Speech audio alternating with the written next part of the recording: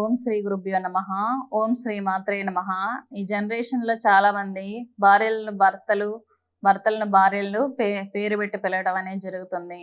పూర్వకాలంలో భర్తలను భార్యలు కానీ భార్యలు భర్తలు కానీ పేర్లు పెట్టి పిలుచుకునే వాళ్ళు కాదు.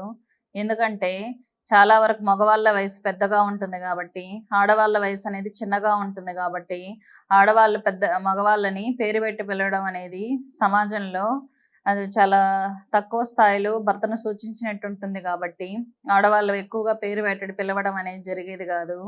మగవాళ్ళు కూడా స్త్రీలని ఎక్కువగా పేరు పెట్టి పిలవడం అనేది ఉండేది కాదు. ఎందుకంటే సమాజంలో దాన్ని అగౌరవపరిచినట్టుగా భావించేవాళ్ళు. కానీ ఈ జనరేషన్లో విద్య అనేది ప్రాచుర్యం పొందిన తర్వాత, సమానతా భావాలు అనేది ప్రాచుర్యంలోకి వచ్చిన తర్వాత, ఒకరిని ఎక్కువ ఒకరిని తక్కువ అనేది చూడటం అనేది నాగరికత పెరిగే కొద్దీ చాలా వరకు తగ్గిపోయింది.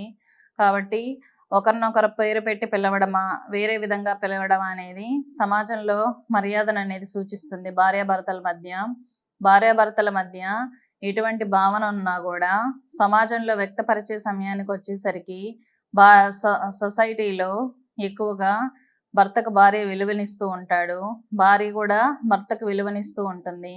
దీనికి సూచనగా పూర్వకాలంలో పేరు పెట్టి పిలవడం అనేది ఉండేది కాదు. స్వస్తి.